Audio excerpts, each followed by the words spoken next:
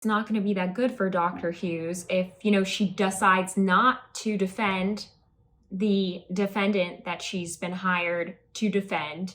It was so obvious she was just saying whatever for the money. She had no real evidence to support her claims. I don't want to do this.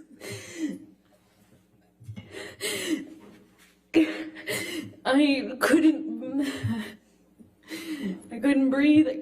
She said right before this, she was like, yeah, I only remember flashes. I was dissociating.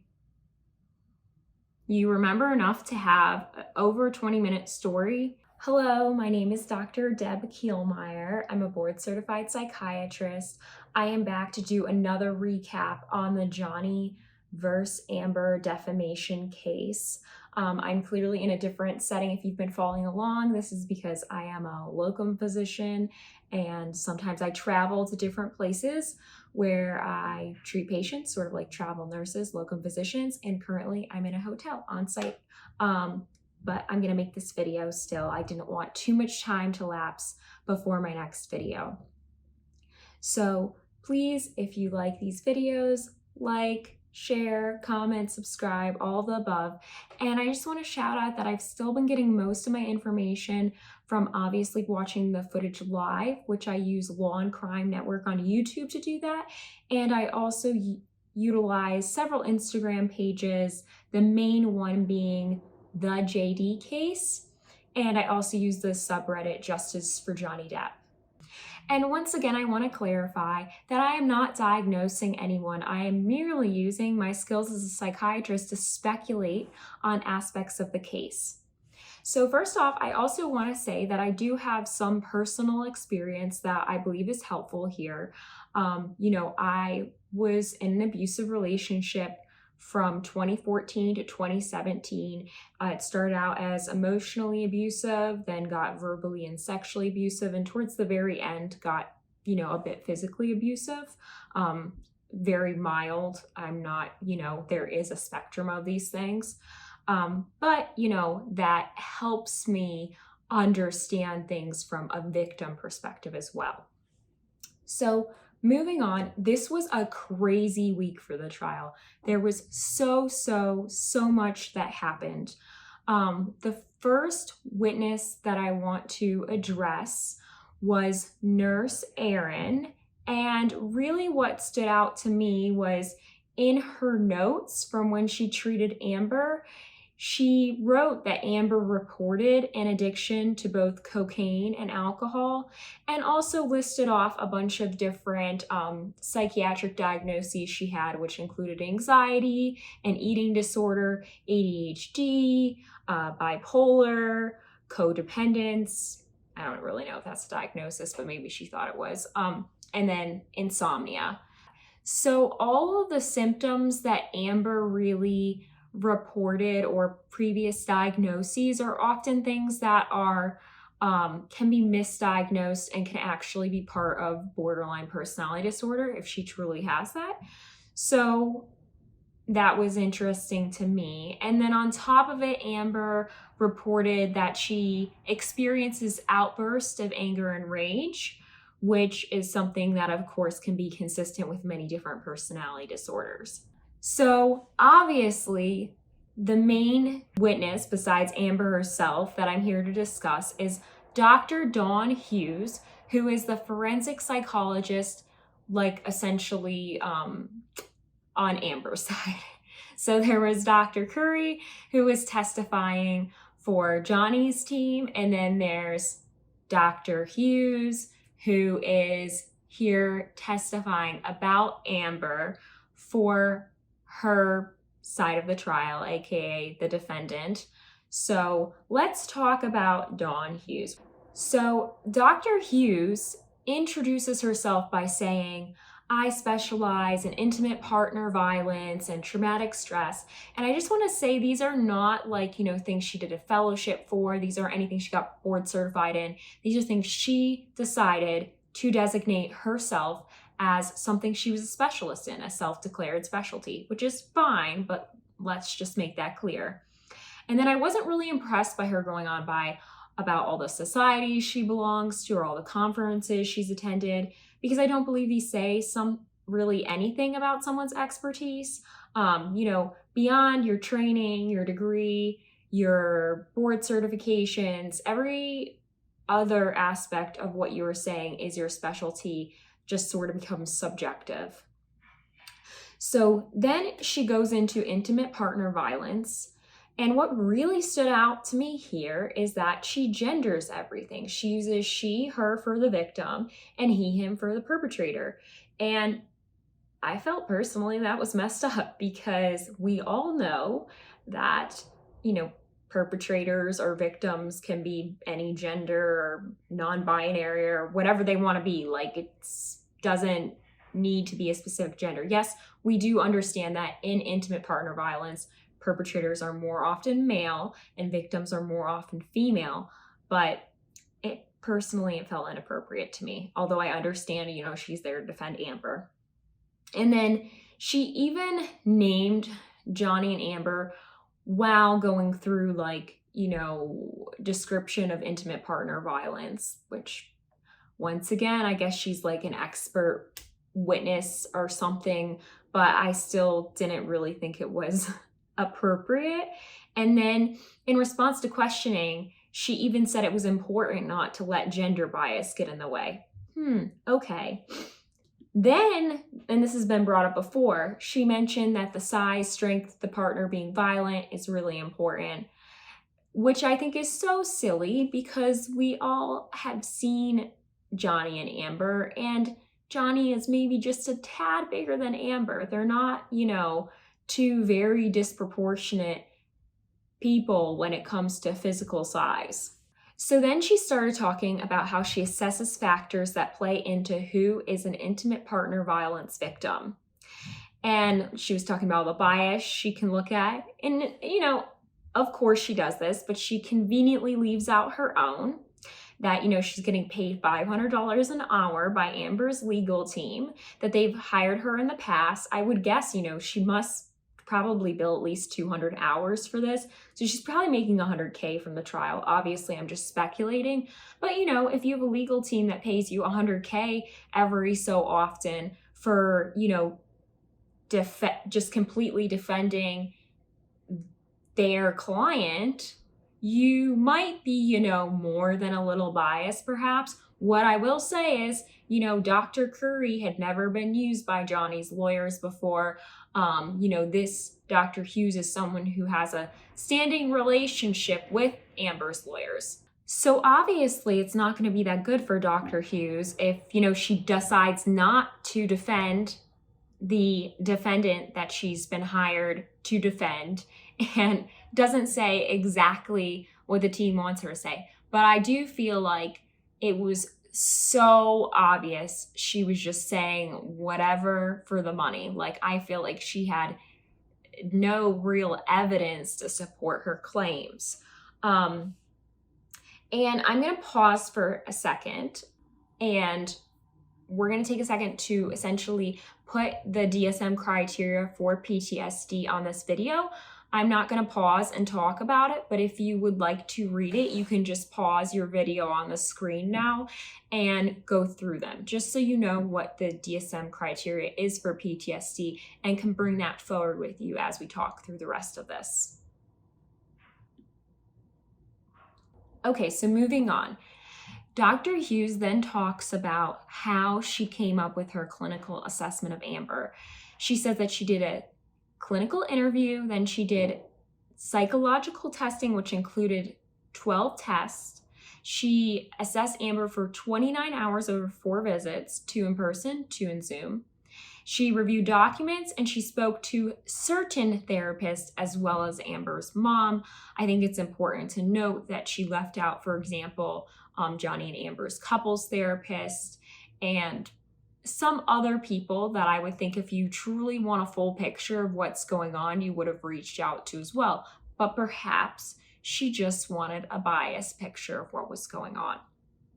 So of course, she goes on to say that her findings are consistent with Amber being a victim of intimate partner violence and having PTSD due to this. Once again, a reminder, anyone can lie in clinical interviews and in psychological testing, and Dr. Hughes had all the reason in the world to not challenge any of it.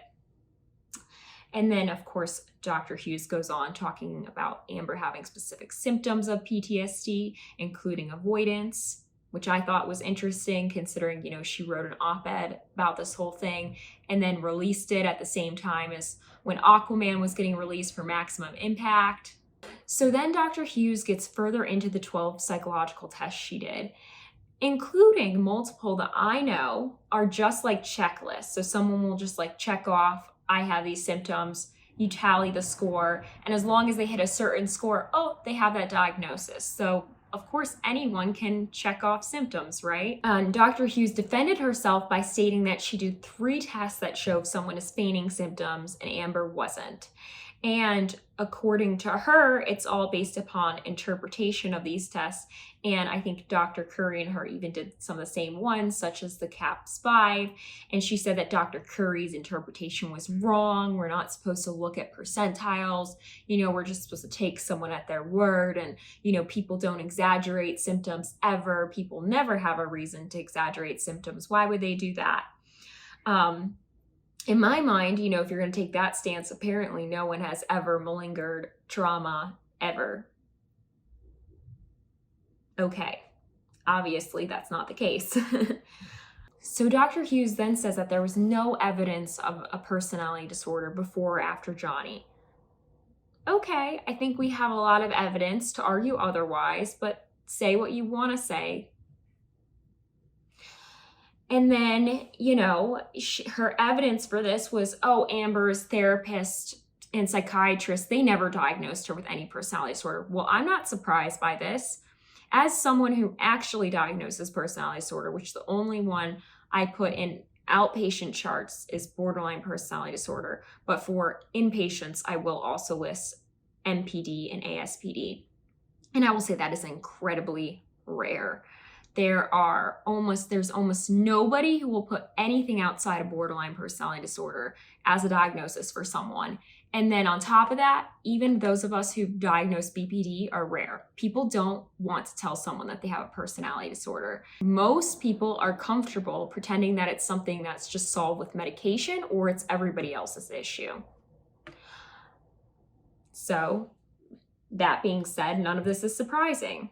So then Dr. Hughes essentially reports all the intimate partner violence that Amber received from Johnny. And of course, she's just reiterating everything Amber says. And she says, it's consistent with what victims of intimate partner violence report.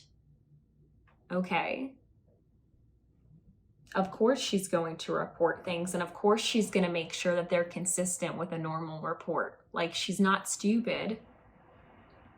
Let's never forget that Amber has zero proof of any of this outside of her word and pictures of random bruises that we don't know are real or at the very least caused by abuse at the hands of Johnny.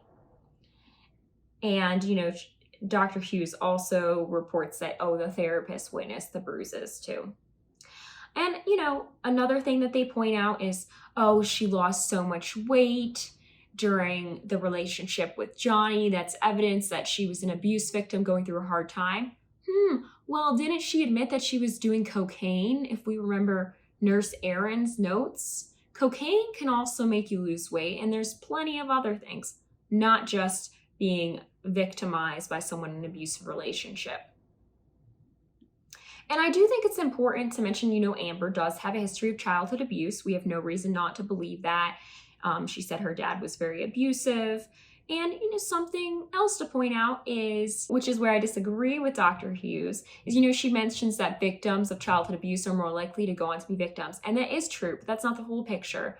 They're also, more likely than the average person to go on to be perpetrators as well. And it's just, people get a combo of genetics and environment, and it can make them more at risk for both scenarios. So then Dr. Hughes brings up, Johnny accusing Amber of having an affair with James Franco.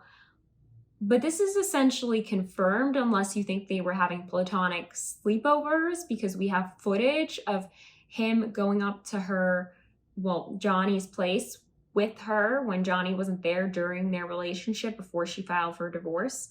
We also have, similar footage of Elon Musk.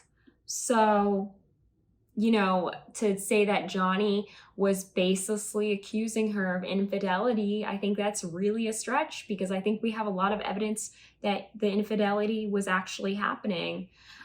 Dr. Hughes also brings up, that he was so controlling, that he didn't want her to show nudity or boobs. He was jealous of other actors, which really goes against, once again, a lot that we have evidence for. We have evidence that, he got her roles in really big films, that he wanted her to succeed. Perhaps there was some warranted jealousy because he knew that she was being unfaithful.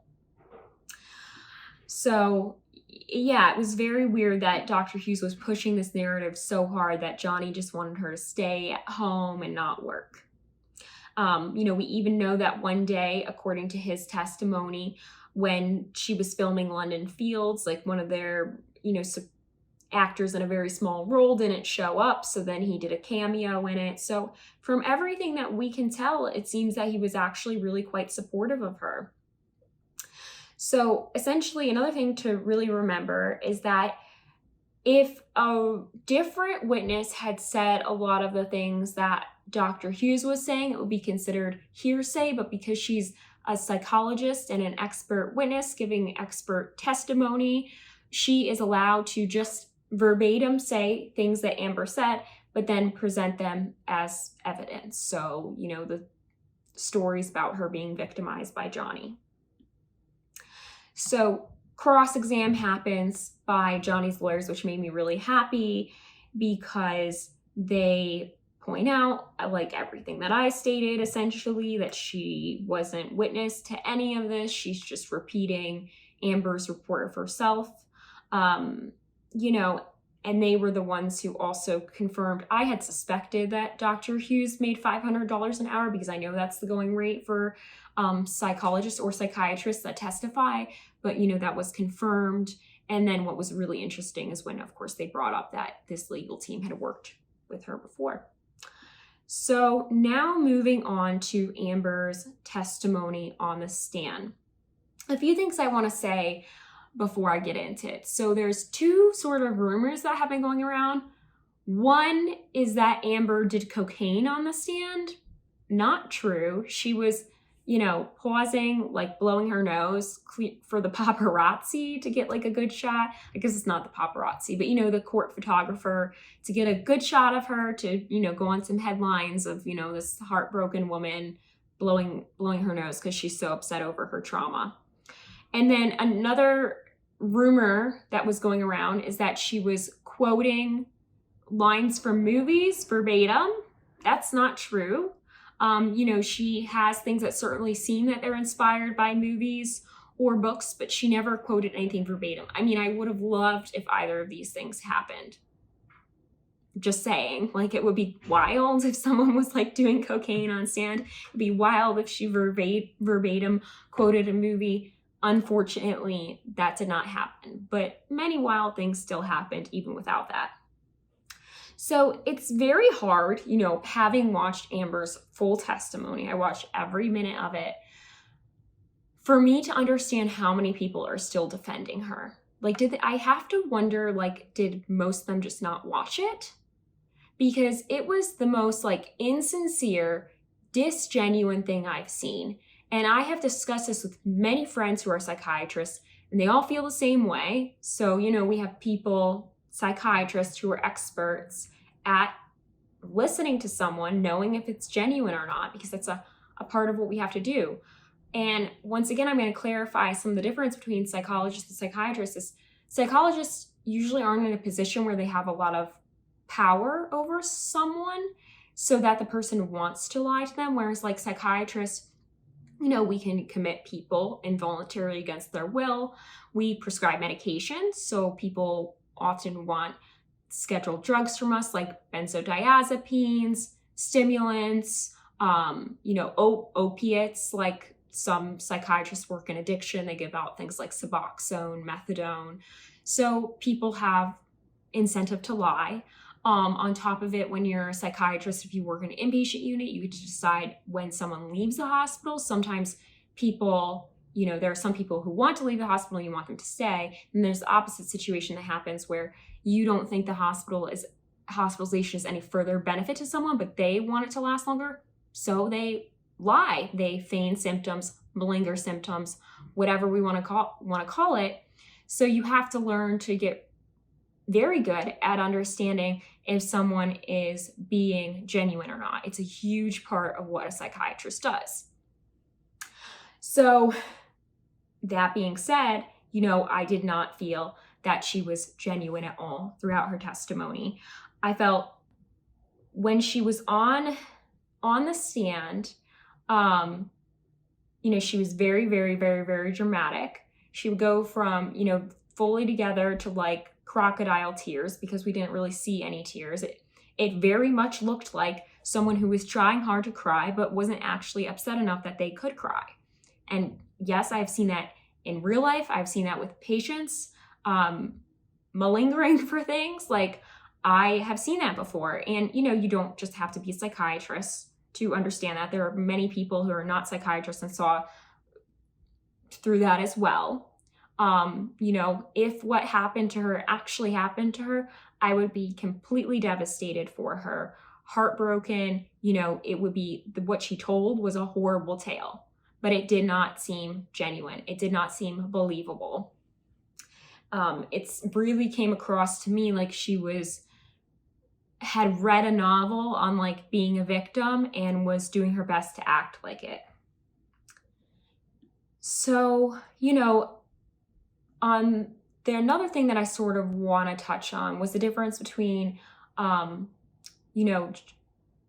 when Johnny was on stand, and then Johnny when Amber's on stand. So when Johnny was on stand, Amber was like a stone cold fox, for lack of a better descriptive phrase. So she was very like the whole time, and occasionally she would seem to attempt to look like she was on the verge of tears. Other times she would accidentally giggle to her lawyers over something. Johnny came across on the stand as very, very sincere. He owned up to his substance use issues. He was very, very honest. Right off the bat, Amber came off as insincere. She denied ever having any substance issues. She said it was all Johnny, which directly goes against records that have already been submitted into evidence of her own testimony. And then when she was up on stand, Johnny barely makes eye contact. He's almost always drawing or coloring. And to me, that came across as someone who is a victim and is struggling a lot. Think about how it would feel if someone is on stand making up like heinous lies about you. I think I'd need to color too. So I felt, he came across very much like a victim would. It would be very, very hard to see your abuser in court. Another thing that I want to talk about while I'm on the subject is, she didn't seem to ever have any issue like walking by him in court. If you go online, there is some footage of like, I guess it was this, maybe not Thursday, but maybe at the end of Wednesday, she is like getting near him in court, or he's coming towards her, and she sort of like dramatically like flings herself against the wall. I am laughing because I believe this is all super dramatic and overacted. And it just seemed like, her presentation is just completely inconsistent. And anyone who understands that sees through it. So this all being said, I want to move on to some of her testimony. So one thing that stood out to me as a psychiatrist was, when I was watching the testimony for Thursday's testimony, which I was watching on a Law and Crime Network on YouTube. And I even wrote it down at around minute 434, she accuses Johnny of having taken 10 MDMA pills, I guess like one evening during one of their fights or something. I forget the exact details because it was so hard to keep track of all of her stories. You know, that is such a large amount of MDMA. Like, if he actually did that much, I am fairly confident, and maybe more than fairly confident, I am very confident he would have ended up with serotonin syndrome, which is something very serious that has to be treated in a critical care unit or else you will die. So, you know, I think it's very unlikely that he actually took the 10 MDMA pills, like she said. Like, there are some things that people can take a lot of and get away with. MDMA is not one of them. That would be a pretty serious thing to take that high of a dose of. So, you know, going on, she then gets into this tale that's like 20 minutes long, talking about, you know, the night that from what Johnny's story is, you know, she threw the bottle at him and it broke off his finger, right? So, or cut off his finger. So we now hear her tale of the night, and it's literally about 20 minutes long of testimony. So if you want to find that yourself, you know, it's around 4:40, maybe it starts and goes until like hour 5 if you're watching on the Long Crime Network YouTube video of Thursday's trial. So, you know, the first thing that stood out to me when she's going through this story,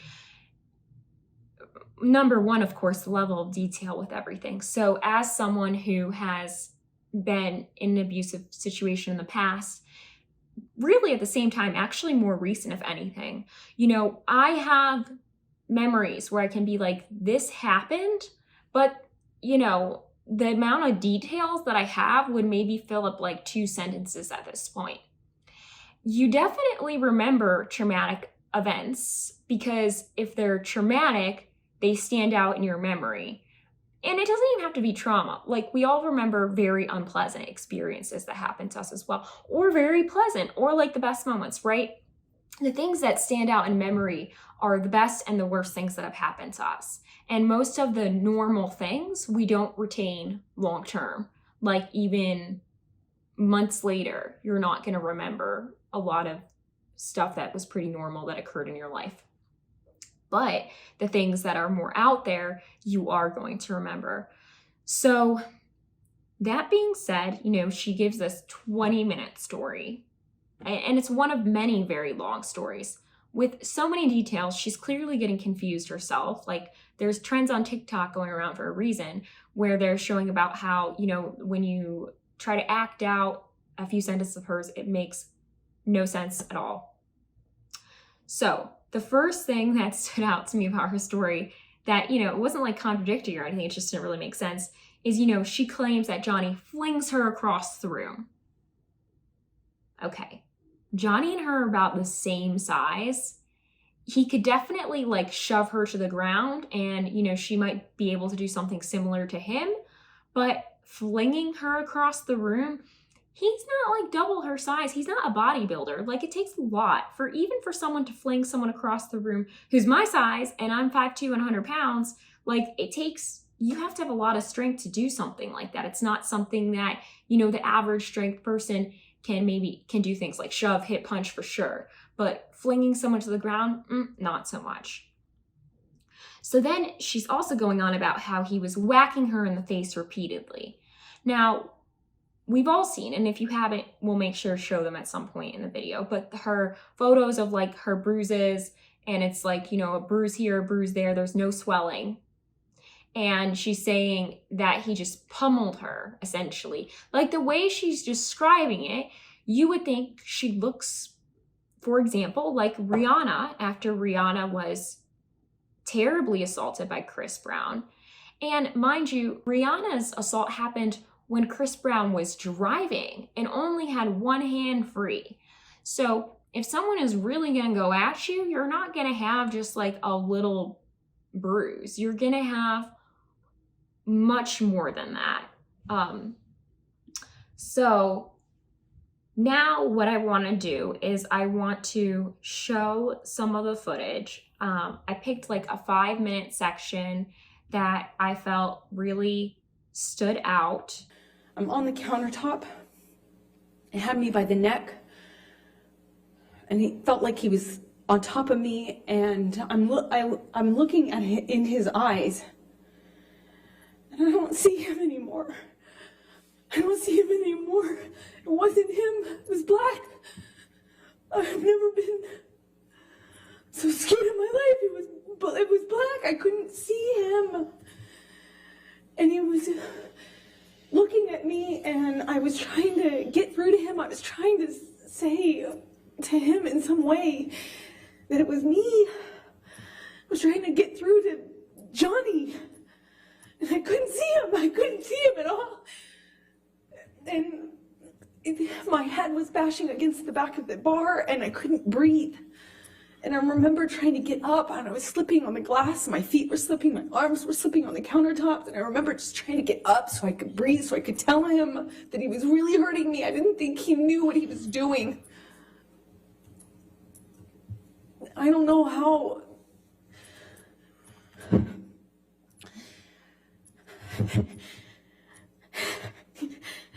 Sorry.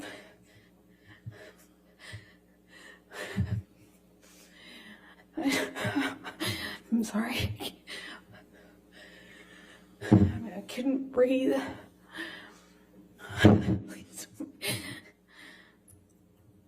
I don't know. Please, I don't want to do this. I don't want to do this.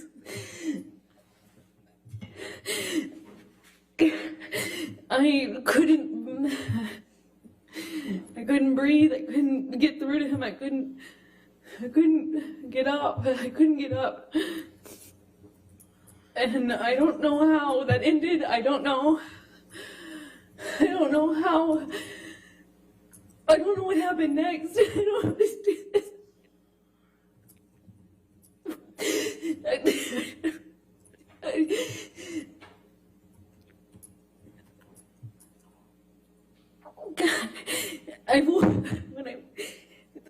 The next thing I remember, I was bent over backwards on the bar, meaning my chest was up. I was staring at the blue lights, and my chest was on this, my back was on the countertops, and I thought he was punching me. I thought he was I'm sorry.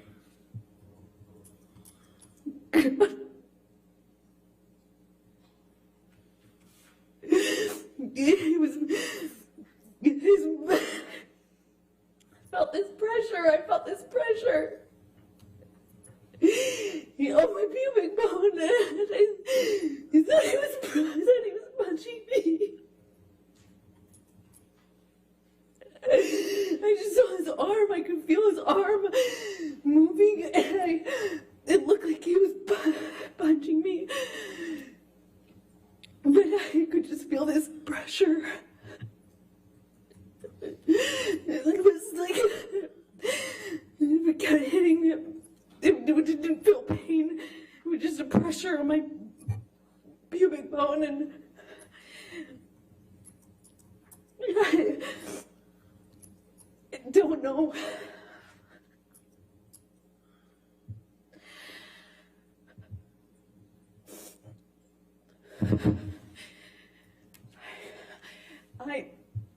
I don't remember what I said. I just remember being really still, not wanting to move. I remember looking around the room. I remember looking at all the broken bottles, broken glass.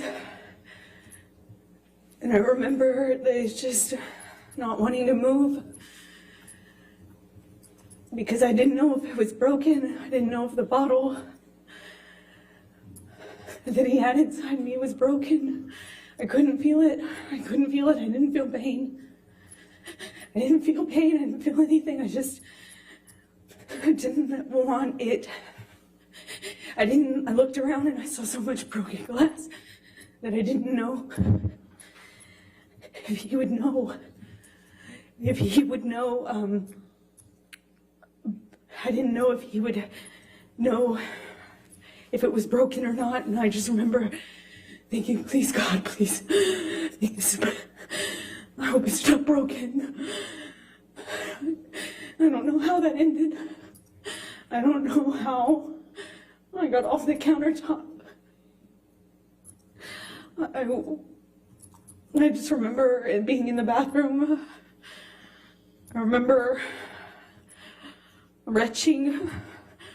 I remember the sound my voice was making. I remember I lost control of my bladder. I remember just retching. I remember there was some blood on the floor.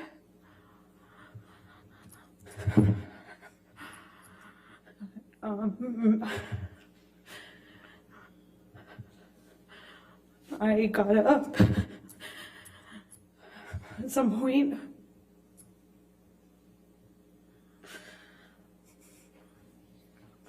I don't know how that night ended. I don't remember what happened. I don't remember. I have a memory of him begging me not to leave. I remember going outside the front door. So, she said right before this, if you do watch the full footage, before she went into the 20-minute story or however long it is, she was like, yeah, I only remember flashes. I was dissociating. You remember enough to have over a 20-minute story? Show me anybody who was terribly assaulted, this many years ago. So I believe this was supposed to be May 2016. So that would be 6 years ago. Tell me someone who was dissociating and was, experiencing severe trauma and doesn't remember much, but remembers a month to, regale people with like 30-minute long stories. Seems very, very insincere to me. It's just like, and all you have as proof of this is some photos of very almost unnoticeable bruises. And let's also point out that usually when you submit photos to court, you submit them with the information about the photo. So there's like invisible information about photos. Like, for example, if you are on your iPhone, it will say the time that the photo was taken, the location, and then if there's any editing done to the photo, that can also be revealed. So she essentially did not submit any photos for something called metadata, which is something that allows for all that extra information to be known about a photo. So she easily could have altered any of her photos that she presented as evidence. On top of it, this whole thing where she was sexually assaulted with the huge alcohol bottle just seems very, very, very made up. Apparently this was the story that her assistant Kate actually experienced. And then she'd shared it with Amber at some point. And then Kate had said that Amber liked this story and decided to make it her own sexual assault story at the hands of Johnny. So, it's very Gone Girl, to be honest, as well. So if you've never watched Gone Girl, it is about a woman who essentially fakes a kidnapping and a really traumatic rape, etc., etc. And she fakes the rape by taking a wine bottle and shoving it up her vagina, for lack of a better way to phrase this that's more professional or something. So she essentially rapes herself with a wine bottle, and that is, how she induces the trauma to pretend that she's gone through this really serious sexual assault. So, it just seems interesting that a combination of her assistant Kate's story and Gone Girl's story And, if that actually happens to you, anyone who is capable of it is going to go seek medical treatment. So, especially someone who's obsessed with like documenting every single injury that they possibly can, it just really doesn't make sense at all. And I think another thing that we need to point out is, why do people stay in abusive relationships? They usually stay in it for one of two reasons. They can't financially leave the relationship, or there are children involved, and both of those things make them fear for safety. So if you don't have the finances to leave a relationship, you may not be able to do so safely. So for example, if your partner controls all of your money and you have no money, how are you going to go leave? Like your best option might be a shelter, which is not ideal. And how are you going to care for yourself? And in some ways, some types of abuse might seem preferable to like winding up in a shelter. Or for someone who has children, you're afraid that your partner is going to be able to get custody of the children.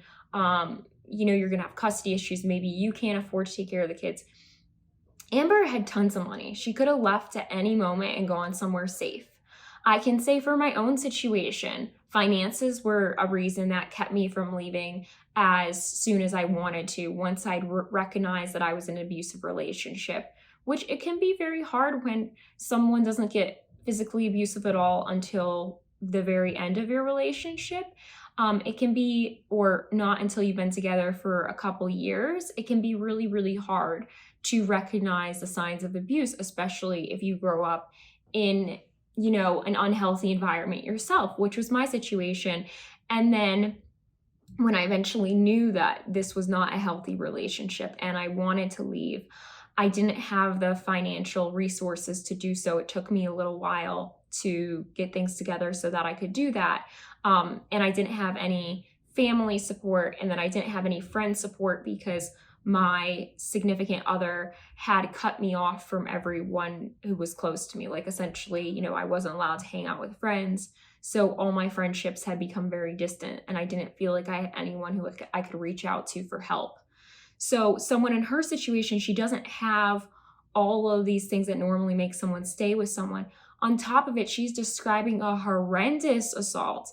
So, we just need to keep in mind that Amber didn't have the factors that normally makes it so that someone can't leave. So if we keep watching and we get to hour 6, minute 42, she says that during one of her fights, she told him that she was going to leave him, which really sounded off, very off to me. If she was truly a victim of this severe of domestic violence, you would never want to tell the person that you're leaving them, especially someone who is so jealous and controlling and possessive of you. Like, she'd brought up numerous times that Johnny refused a prenup because this was till death. She said that repeatedly. She brought it up multiple times.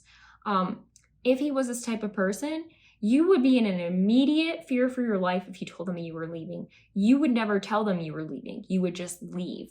You'd try to do it when they weren't suspecting it. Maybe when they were away, maybe when they were sleeping. You would just get out, So that was something that stood out to me as such a lie. I mean, if you have experienced domestic abuse and you disagree with me, I would like to hear it, because that was maybe the thing that stood out the most to me. That someone who had truly experienced this, they would never have had that experience. Because if you do that, it could result in your death. Like when I left my own situation, which was nowhere near what she's describing at the hands of Johnny, I was very, very concerned for my life, my safety, and I was far away and not somewhere he could easily come to at all. And I was still scared, and I had nothing to the level of this. And yeah, it just stood out to me as a lie. And part of this, when you go on with these stories, is she's talking about repeated times where essentially she says that he beat her close to death, but she doesn't really have pictures of proof of anything. And she didn't seek medical treatment, and no one is a witness to this. What? it's just like I said, I can't really believe that there are people defending her. It seems insane to me. Like, how could you have watched this? And like, I will be so shocked if the jury rules in favor of her. I would think that, you know, it would be so hard to convince a group of people that her story and her evidence is the story that's true. So that being said, you know, I'd love to hear your thoughts on everything. I am very, very hopeful for Johnny's team's cross-examination of Amber. You know, I think they're aware of many of the things that I pointed out, many things that other people pointed out. And there's honestly so much that I didn't cover in this video because this week was so intense and there was so much different evidence that got brought up. But I tried to focus on the key points and what I have to offer that is unique here, which is that I'm a psychiatrist. You know, there are many people who go through everything in more depth as far as like the evidence and the facts of the case. But hopefully this was helpful, and there will be at least one more video when we get to I guess we have 2 weeks left, so probably 2 more videos. I'm trying to do about 1 a week to keep up with stuff. But yeah, we'll have the cross-examination. I guess there might be like another witness or 2. And then finally the jury is gonna, you know, make their verdict. So next week is, or probably by the time this gets posted this week, there is no trial. And then I believe there will be 2 more with extended hours. And then the jury will meet to discuss the case. Well, anyways, if you have forgotten and wish to do so, feel free to like this video, to subscribe, to share this video. And as always, you can find my Instagram down below, as well as my podcast where I talk about a lot of psychiatric stuff much further in depth.